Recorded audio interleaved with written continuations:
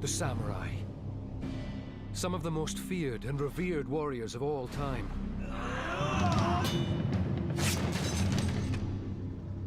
Now, remains from samurai mass graves are casting an extraordinary new light on these legendary fighters.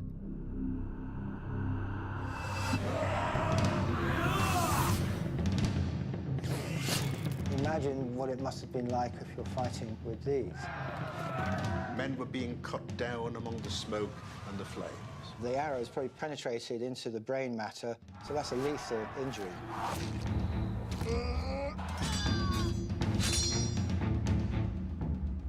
Forensic investigation of their brutal injuries is solving the remarkable story of how the samurai fought and died.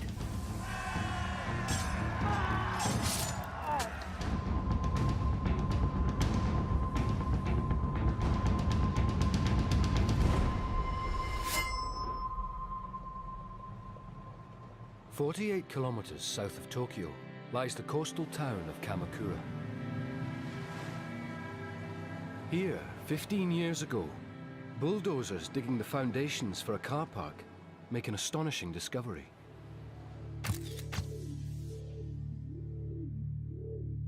They unearth a complete skeleton. They find more. Not tens or hundreds, but thousands. The discovery of a mass grave.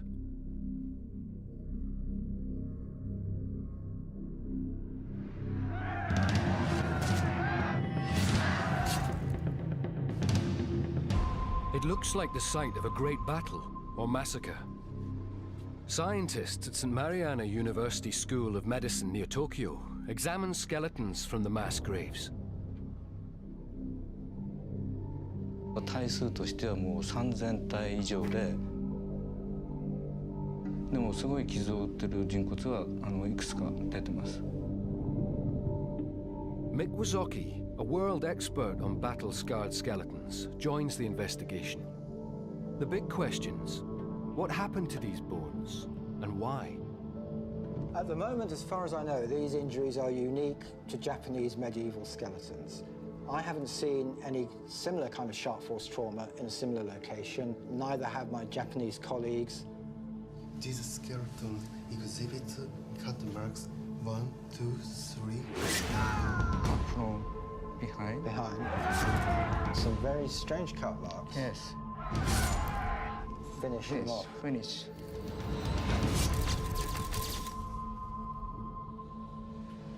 This is consistent with the features of cut marks by Japanese sword. Katana. Katana. Katana.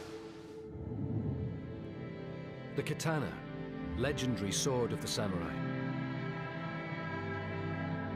Like the European knights who live and die at the whim of their king, the samurai pledge allegiance to their feudal master. The team explores a startling idea, that the skeletons connect to a major event recorded in a written chronicle of the time. A bloody civil war fought by samurai warriors, which climaxed in the year 1333.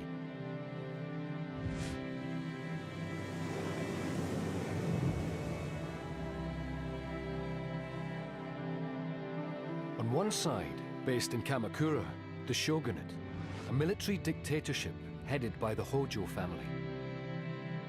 On the other side, based in Kyoto, Emperor Go-Daigo, a man hell-bent on destroying the Hojo dictatorship and restoring imperial power to the nation.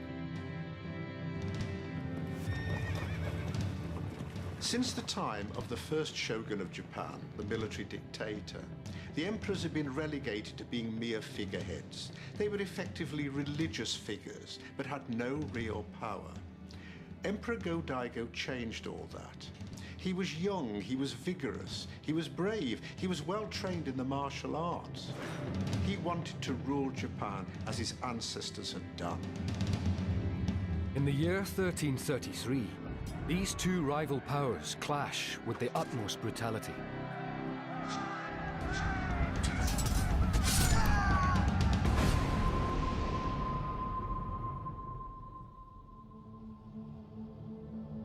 Two distinctive skeletons immediately stand out. The experts believe the location of these skeletons in the mass graves indicates when they die. Locked in an intimate embrace, this enigmatic couple lie on the fringes of the mass grave. That suggests they perish in the first stages of the war. This is a very evocative assemblage. What we have here are two skeletons that were buried together in one grave. This individual's bones are much more slender. This individual is much more robust. So this is a male, and this is a female. The remains of a man and woman, lying together in a lover's pose, is a mystery 7 centuries old. We've also been able to determine that they're both of similar age, probably between the age of 25 to 35.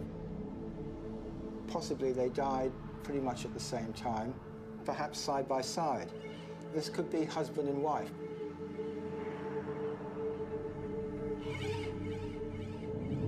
The wound marks on both skeletons match the unique style of a samurai sword fight.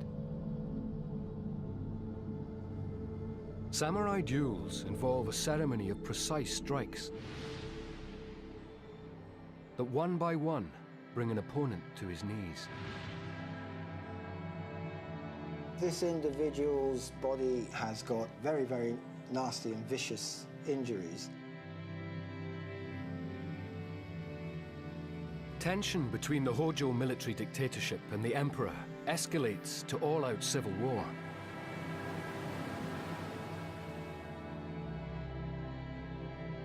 This Hojo samurai, his wife, and most probably their child, live outside the Kamakura stronghold. Without the protection of the city's walls, they're exposed to attack.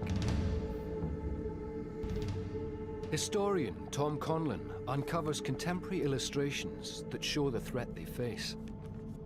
This image shows a night attack, and I think what's remarkable about this is because you see a depiction of a very intense encounter forcibly entering the house and attacking this family.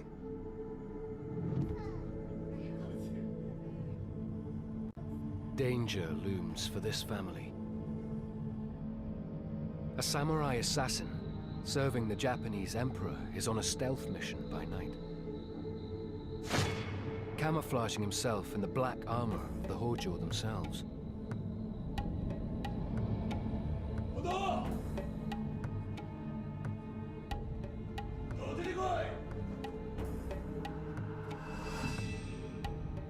We know that they didn't die in an accident because they have some very, very nasty and vicious injuries, particularly the male.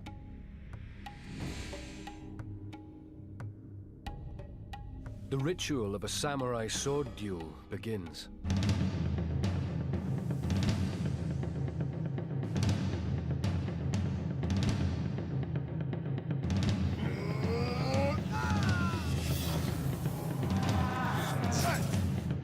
It's a very stylized, ritualized type of fighting, and very brutal as well.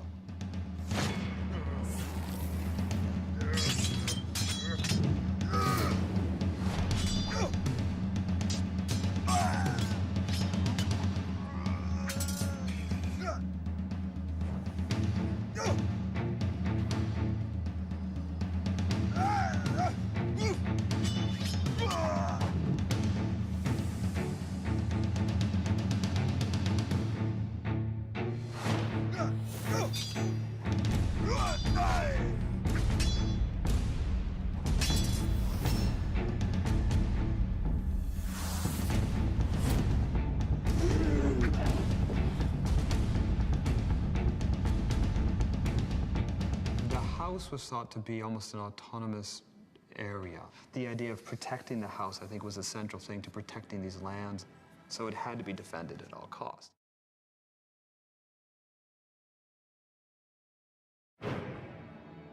fighting to protect his family. This man's duel is an opening skirmish in a war for the future soul of Japan.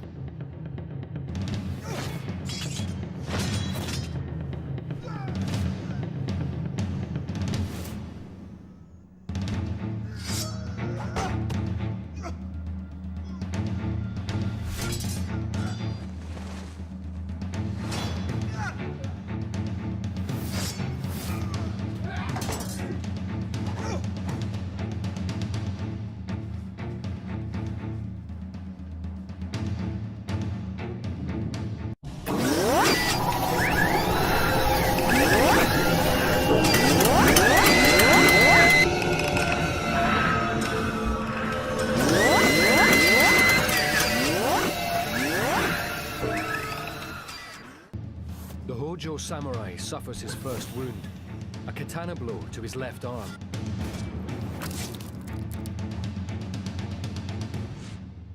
This bone is known as the radius. It's the bone that runs along this part of the arm and joins into the thumb. And he has a series of very deep gashes. This is sharp force trauma inflicted by a sword, and these are very heavy blows that have cut through soft tissue and sliced into the bone. Cutting through the Hojo samurai's arm and deep into his bone. It's a classic defensive wound.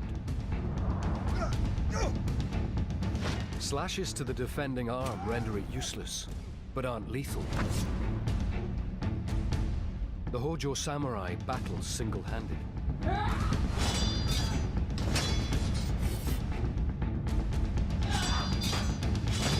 His opponent weakened. The Emperor's samurai targets the head.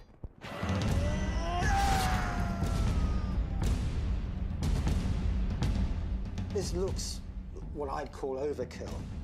You can see here a series of cut marks. He's had a number of blows to the top of the head, which again was part of the fighting style. It was quite common to rain blows onto the head. Again, none of these are going to be killing blows. They're going to cause they're causing a lot of damage. There's little bits of bone flying out as you're being struck. You know, you can be pretty concussed. Blood is going to be pouring down, but that's not necessarily going to be lethal.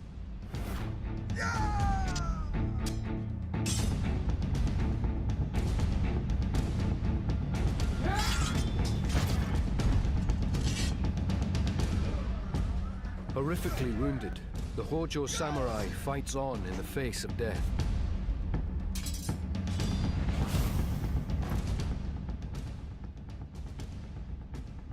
Forensic archaeologist Mick Wazocki focuses on the blows that end the samurai lord's life. We can also see from the pattern of cuts, this final cut here, that pattern is reversed. So it looks very much as this individual, after a number of blows rained down onto his head, had perhaps turned around, and there's another blow that's gone to the back of the head.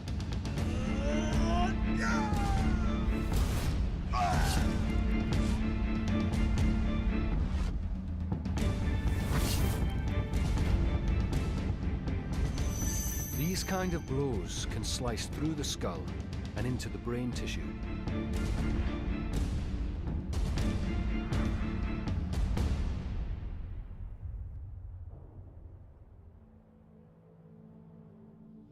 Oh,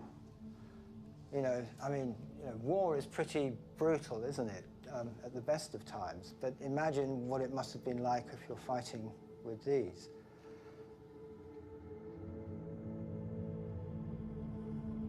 The forensic examination of the Hojo samurai's skeleton exposes a cruel truth about his death. There's very little ante-mortem trauma. We would expect, if these were hardened soldiers who were paid to fight and fight and fight again, that many of them would have been through a number of battles, they would have had injuries which would have healed. So this looks much more like these were perhaps quite ordinary people who were then called to fight in a very desperate situation. Like many samurai swearing allegiance to their lord, the fallen Hojo is a highly skilled swordsman. but not a professional soldier. All the evidence suggests this fatal fight is his first experience of combat. Samurai duels are stylized and mutually respectful affairs. At the very heart of samurai fighting culture, the katana sword. We would always bow, and you draw the sword. The sword was the soul of the samurai. It would be treated with the utmost respect. The duels are elaborate, with skilled adversaries sizing each other up, looking for gaps in the other's armor and technique.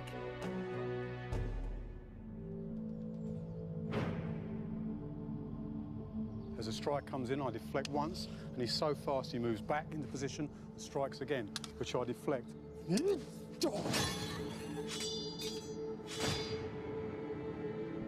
As the strikes were deflected, I'd use the back of the blade, the soft part of the blade, and keep the hard edge pure and sharp. I'll drop down and give him a target. And as I give him a target, I'll move forward there, take his arm. Japanese sword was designed on that curve, so whatever it touches, it would cut through the flesh, through the sinew, through the bone. And then I'd be in a nice position to take his head. Stylized samurai swordplay remains unchanged in Japanese tradition to this day.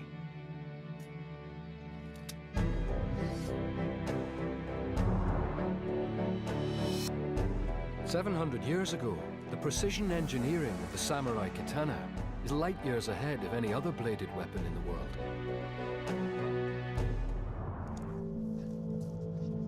Forensic archaeologist Dr. Jason Lewis compares it with the broadsword of the knights of medieval England.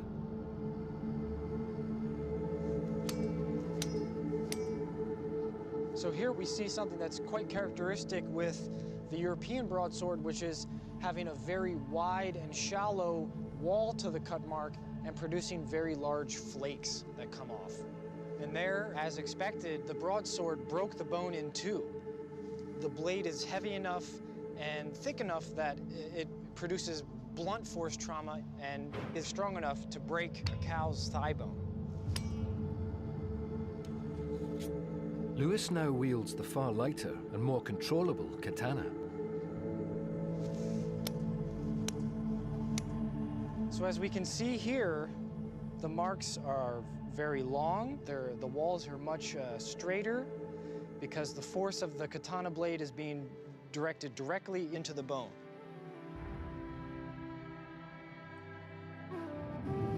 Though more subtle, the wounds are just as lethal, producing sharp force trauma. The katana is a precision killer so light that it can be wielded by a child. In 14th century Japan, samurai are trained from the age of 3. They're taught there's something special about their sword. It's an extension of the soul.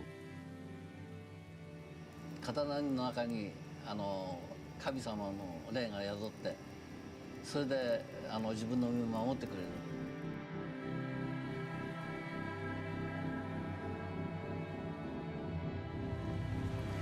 At their farm on the frontier of Kamakura territory, the wife and son of the slain Hojo samurai need God on the side of their sword.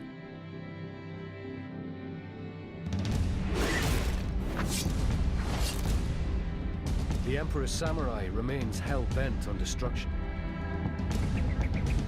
It's now kill or be killed for the widow.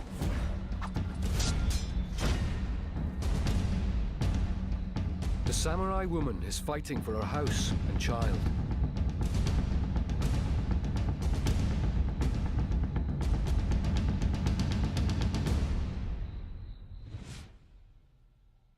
The female individual has had 2 blows to her head as well.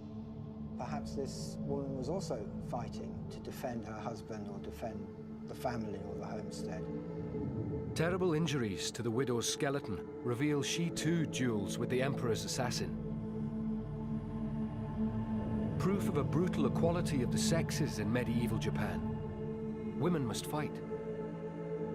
One of the great untold stories of Japanese history is the involvement in war of women. There aren't that many references, but the ones that are indicate that when the chips were down, the samurai women would fight every bit as bravely as men. There was not the gender distinction that women were thought to be as civilians or non-combatants. If you were part of this warrior family, I believe that both men and women were in some ways almost equals. They may not have been motivated in the same way by the loyalty to the clan or to the shogun, but they were defending their homes. And all women in Japan of the samurai class were trained in the use of weapons just in case. With her husband dead, the samurai woman takes up the fight.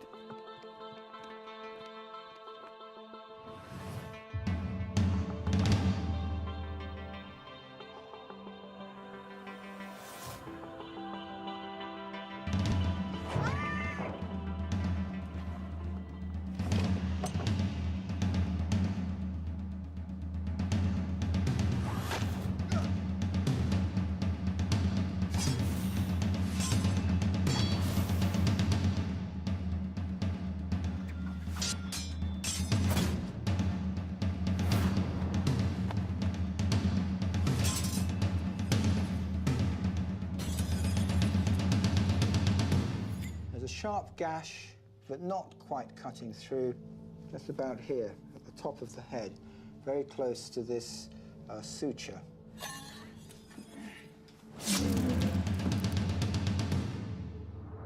And another very deep gash here on the occipital bone. There's no healing at all, so we know that these blows happened very shortly before they died.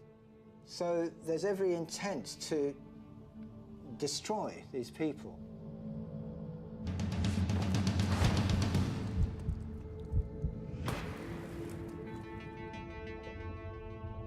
The deep sword strike into the woman's skull causes massive brain trauma. Like her husband, she dies within seconds.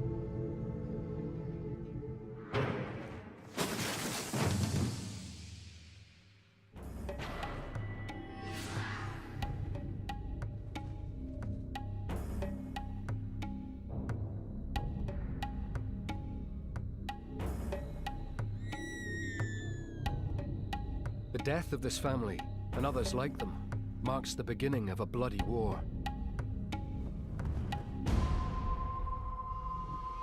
Next, the Emperor's army advances towards the Hojo's fortress city of Kamakura.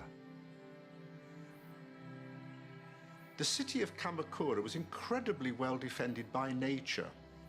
On the southern side was the sea, and on all the other sides lay a ring of mountains which cut it off completely from the outside world. The treacherous route to Kamakura involves entering the 7 natural gorges, the perilous passageways that form the only way through the ring of mountains. The paths are quite narrow. I mean, if you look that they're, we would call them just like a hiking path. And you see that they're coming through a gorge, and you could have warriors that would be above there shooting down at them. The Battle of the Gorges is about to begin. This skeleton appears to be an early casualty. Buried alone, but close to a mass of bodies in the war grave, scientists believe this man dies as the civil war intensifies. This is a very interesting skeleton, very enigmatic skeleton, buried in a single grave on his own. So that could suggest that there is something a little bit special about him. We know that he's broken his leg when he was much younger. We can see that in this tibia. There's quite a lot of curvature to it there. It's then healed. It caused this slight distortion of the bone. This bone is also significantly shorter than his left tibia, so he would have had a limp as he was walking.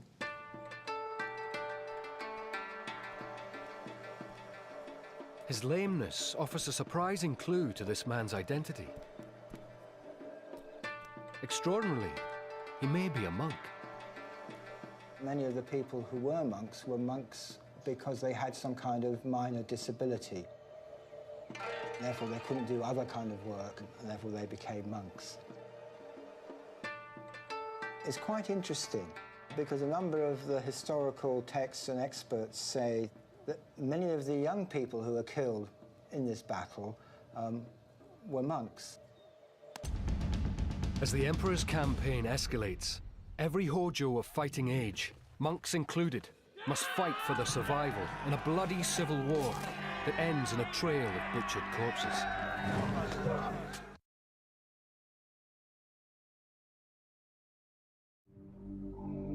Scientists examine a skeleton that suggests samurai monks are caught up in the heat of battle.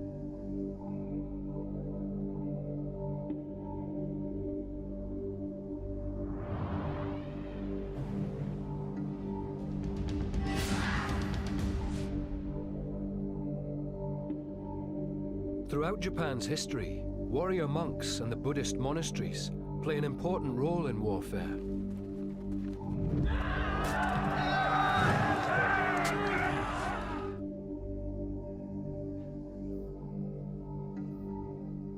The written histories of the time refer to monks casting battle spells. What's very interesting is there's the mindset of the time, which was that what causes victory in battle in a lot of ways was certain kinds of spells or maledictions or curses or whatever were thought to be very instrumental. They would call down the wrath of the gods upon their enemies to bring them defeat, and that may well have produced some effect on the imperial powers, who were frightened that they were taking on these strange demonic spiritual powers in addition to men who were armed with swords and spears. The first crucial military act would be, in a lot of ways, to start having these curses, and they'd be performed for weeks.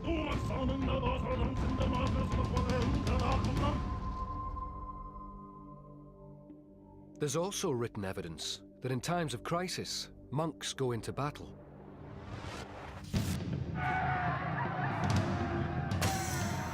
In 1333, there's one temple in particular where they dispatched a force of monks to actually fight.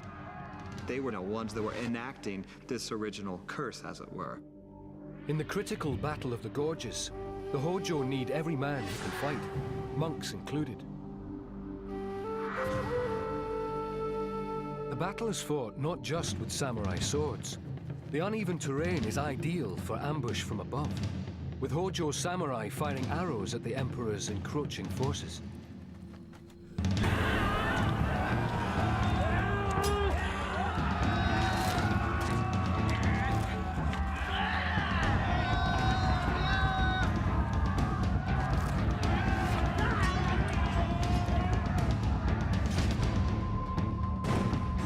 Accounts of the time tell of brave Hojo fighters holding the Emperor's army at bay. The attackers pressed forward with fresh men, time after time. So great were their numbers. The defenders held stubbornly in many engagements, so vital were their strongholds. Thunderously their battle cries and shouts on the three sides jarred the heavens and made the earth tremble. The Taiheki Chronicles.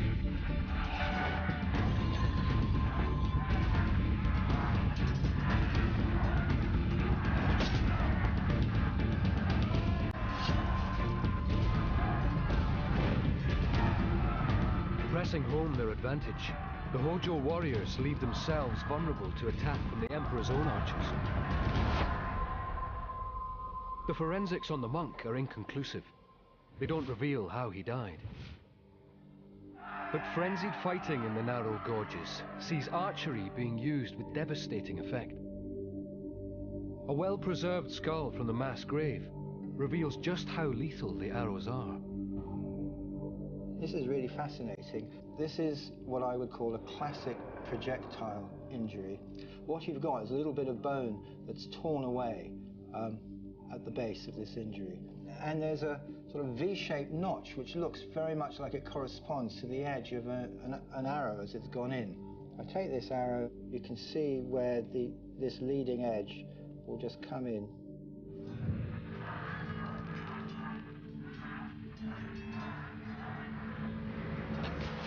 It's actually come in this direction. This samurai may perhaps, move it, trying to even dodge the arrow, so it's come in at an angle rather than coming in at 90 degrees.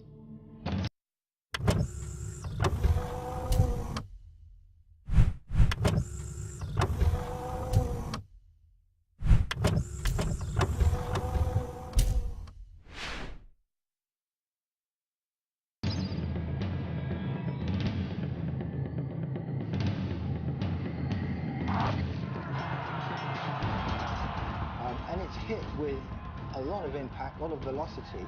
It's gone straight through the bone, and the arrow's probably penetrated into the brain matter, so that's a lethal injury. He's not going to get up and walk away after he's had that. The arrow penetrates the skull, causing a fatal brain hemorrhage. He dies instantly.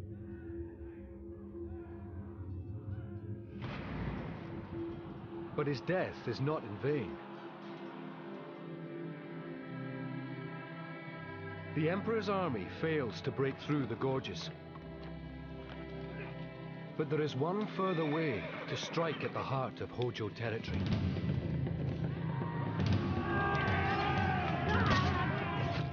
In the battle for Kamakura, the Emperor's samurai have one final and potentially devastating card to play.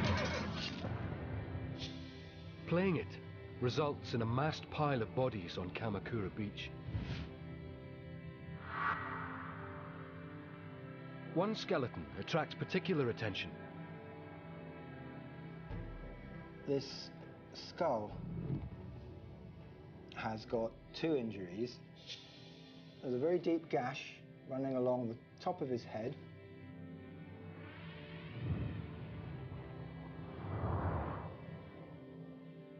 But there is another blow to the back of the skull.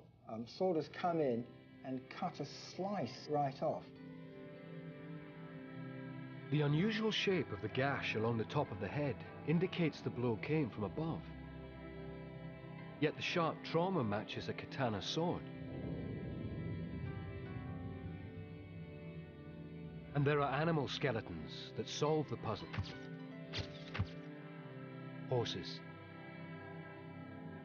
Both injuries are to the very top of the skull.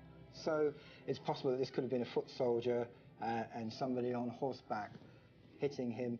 And perhaps even as the horse was rushing past, the second blow has come in at an angle and created this slicing effect rather than the normal kind of gash that we see on so many of these other skeletons.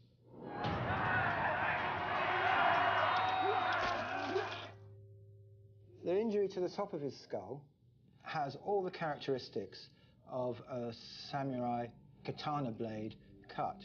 It's got the length that's consistent with the length of the blade, coming in at an angle there.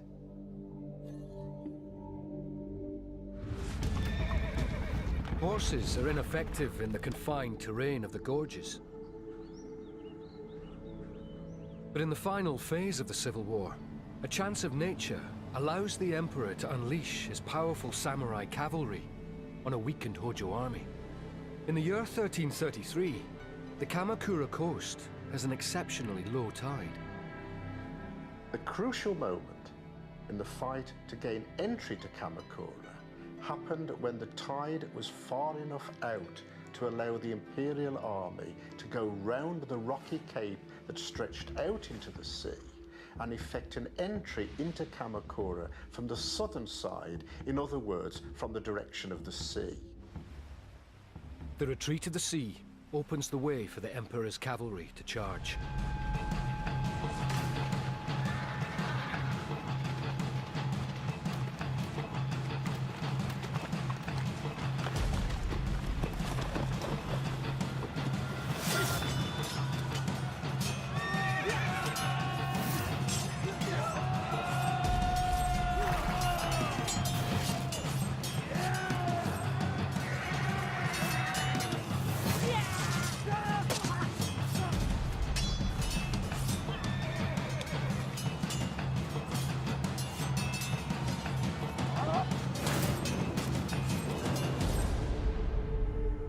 The sheer number of Hojo war dead confirms the battle turns into a massacre.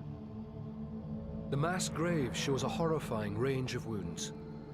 An injury on one body suggests a particularly savage blow that probably kills a fallen Hojo. This is the left hip bone. There's a cut mark here. If we go over to the skeleton here, I can show you what I mean. So the cut marks are right inside here. We can see that the angle is actually coming in from above. So it seems likely that he was lying on the ground and somebody was going past and just making sure that they were dead. The katana blade, thrust through the abdomen, strikes the hip bone, causing massive internal hemorrhaging. This Hojo samurai bleeds to death in minutes. It may well be some kind of coup de grace, which was routinely given to injured warriors as they were on the ground.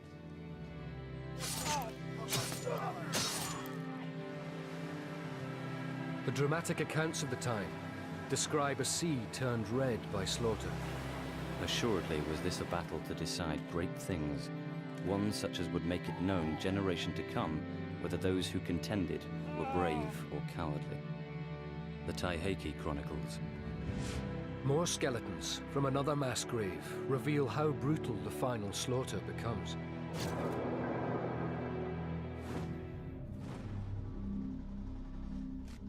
Their injuries linked them to the 1333 Civil War, and they offer new revelations. Two in particular arouse the curiosity of the forensic scientists. The largest mass of bodies from the slaughter on the beach includes broken bones and heads. Yet two skulls sit alone, and their cut marks are unusual. Both of them were decapitated with blows to the back of the neck. We know that he's decapitated because we can see here on this third cervical vertebra, there's a cut right through the body. It's very smooth, there's a very clear straight line. You can see that some sharp instrument, very likely a sword, has come through at an angle.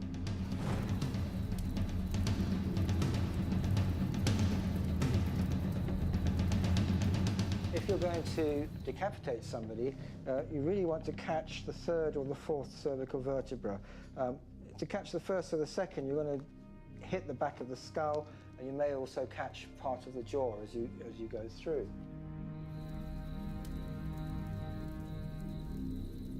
In the individual that we're just talking about, the blade has come through from the back at an angle and has cut the third cervical vertebra, but sliced that off as it's come through.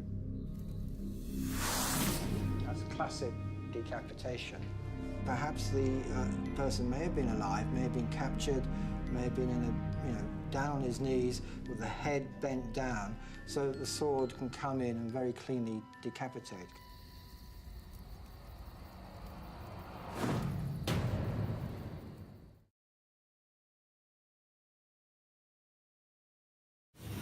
The victorious imperial samurai take the heads of fallen Hojo as trophies.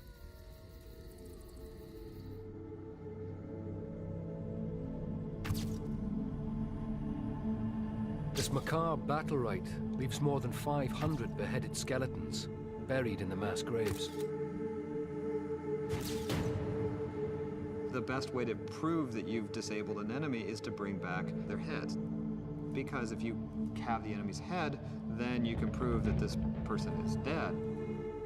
The two decapitated skulls under examination, however, lie separate from the mass of broken bodies. Mick Wazoki pieces the evidence together. These two skulls were found together.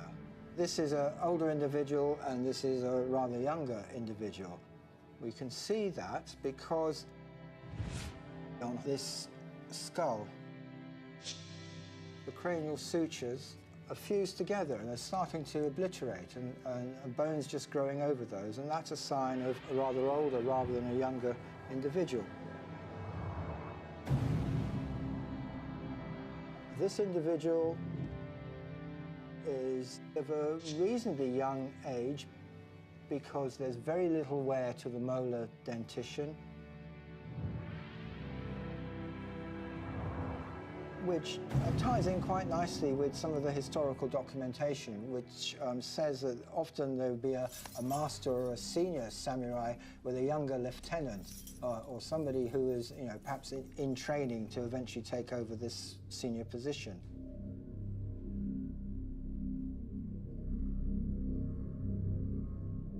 The condition of their skulls offers the next vital clue to their identities. It's been written that because people got credit for bringing in trophy skulls, that sometimes they would get skulls of people who weren't particularly prominent, and then they'd mutilate the face so you couldn't be able to recognize it. But there's no sense of mutilation here, so these may actually be very famous samurai. As defeated Hojo samurai of high status, they attract special attention from the emperor's victorious army.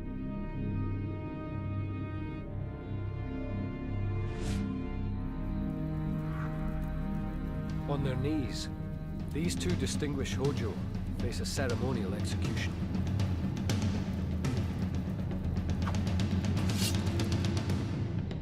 The single blow of a formal beheading severs the spinal cord. Death is instant.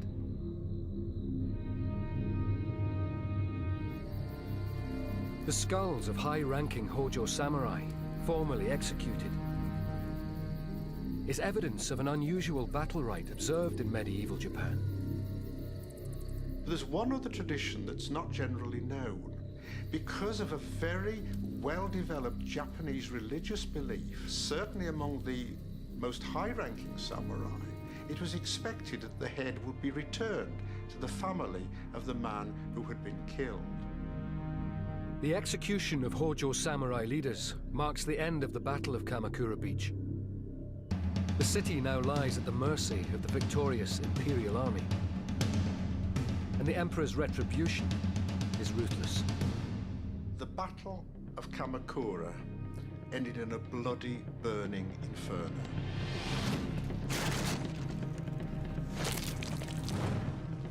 Almost the entire city was alight. Fighting was going on everywhere. Men were being cut down among the smoke and the flames. Those Hojo not slain in battle or massacred in the pillaging of the city flee to the hills. So, at the end of the Battle of Kamakura, the Hojo family withdrew to the mountains round the edge of Kamakura, and there committed the largest act of mass suicide in Japanese history. As Kamakura burns, hundreds of Hojo embrace the samurai code and take the only honorable way out. One of the best known traditions of the samurai is the ghastly ritual of seppuku, which is to commit suicide by cutting your abdomen open using a sharp dagger. This was well entrenched in samurai history, and an example that every samurai knew he would have to follow in order to save his honor when he had been defeated in battle and death was certain. The fall of Kamakura wipes out the Hojo shogunate. Emperor Go-Daigo seizes power and stands as the undisputed ruler of all Japan. Sudden transformation and the sort of overwhelming destruction of Kamakura is something you really see at no other time in Japanese history. With the complete destruction of the Hojo family, Emperor Go-Daigo had achieved his objective. He could now reign as emperor just as his ancestors had done centuries before. We tend to think of battles as places where there's great heroics, but there's also great human tragedy.